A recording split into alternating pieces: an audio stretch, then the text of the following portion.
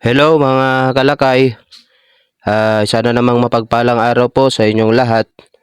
Ngayong araw po mga kalakay ay magluluto nga po tayo ng sweet and sour salmon. Yan, ito po yung tinatawag na white salmon guys. So samahan nyo ako sa video ito guys at i-share ko sa inyo yung recipe ito sa pagluluto. Let's go!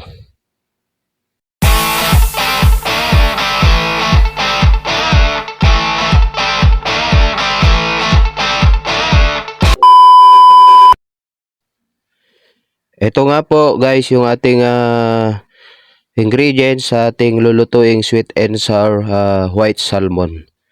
Siyempre po meron po tayo dito ng 6 na piraso ng salmon guys. Tapos gagamit ako dito ng bell pepper na red saka green.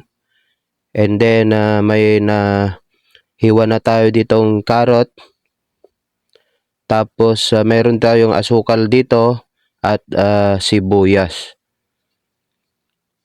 Ayan, tapos mayroon tayong sukang Ilocos at bawang.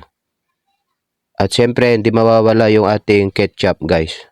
Bali gagamit pala ako dito ng banana ketchup at ang ating luya. Yan, ang unang gagawin natin guys, ipainit lang natin yung ating pan para sa ating pagpiprito ng ating white salmon. Ayan, antayin lang natin uminit guys bago natin ilagay yung isda para po sa ganon ay hindi po siya didikit sa ating pan. Ayan, bali magpiprito lang po tayo dito para sa ating sweet and sour white salmon. Ayan guys, antayin lang natin maluto sa kabila. Saka natin ibabaliktad yung ating isda. Ayan, babaliktad lang natin para maluto yung kabilang part ng ating white salmon. Yan, dahan-dahan lang natin yung baliktad para hindi po madurog yung ating pinipritong isda.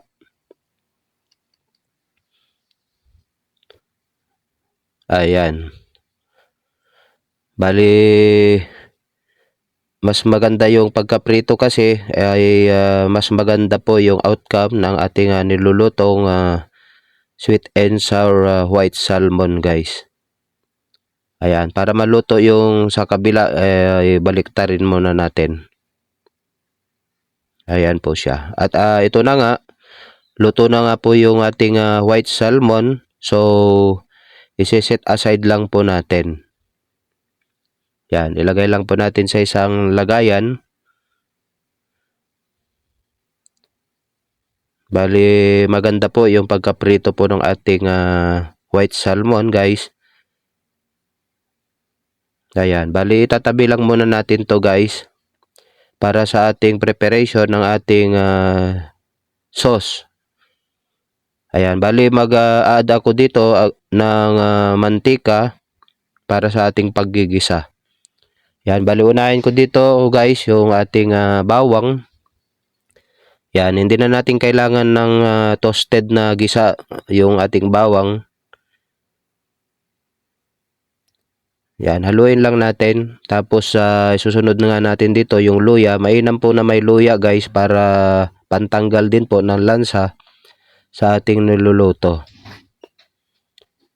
Ayan, tapos isusunod na natin dito guys yung ating sibuyas. Ayan, bali yung ginagawa natin ay yung pagluluto po ng ating sauce. At maglagay tayo dito ng kaunting tubig. Ayan, halu-haluin lang natin. Tapos antayin po natin na kumulo. At ito na nga, kumukulo na nga po yung ating tubig. So, ilalagay na po natin dito yung ating ketchup. Bali, gumamit po ako dito guys ng banana ketchup. Ayan, halu-haluin lang po natin para maghalo po yung ating ingredients. Tapos maglalagay nga po ako dito ng black pepper, ating paminta. Ayan nga po, talagang kulong-kulo na po yung ating sauce. At maglalagay nga po ako dito guys ng sukang Ilocos. Yan. Ang ginagamit ko kasi sa pagluluto ay ang sukang Ilocos po. Yan, marami po kasi kami dito sa bahay. Ayan, at dadagdag na nga natin yung ating asukal. Yan, halo-haluin lang po natin hanggang lumapot po yung ating magiging sarsa po ng ating sweet and sour. At ilalagay ko na nga po dito yung ating nagayat na carrot. Ayan, bali haluin lang po natin para pantay po yung kanyang pagkaluto. Yan, bali maglalagay na nga po ako dito ng asin guys. Depende na lang po sa inyong panlasa kung maalat po yung inyong timpla. Yan, bali konti lang yung nilagay kong asin guys. At ilagay na nga natin dito guys yung ating bell pepper, yung ating red bell pepper saka green bell pepper.